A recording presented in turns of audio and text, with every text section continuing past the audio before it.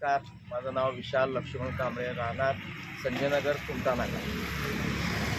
रिक्षाच्या पहिला माझं छोटंसं कोल्ड्रिंक दुकान आहे, पण सारथी फाउंडेशन मार्फत मी 6 ते 8 महिन्यापासून प्रशिक्षण म्हणजे बघत होतो.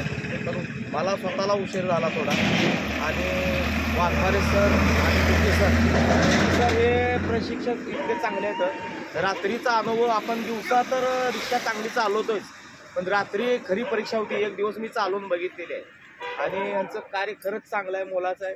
भविष्यात पैसे तर माझ्याकडे नाहीत, पण मी भाड्याने रिक्षा घेऊन चालवू शकतो एवढी मी हे करतो. आणि नमस्कार.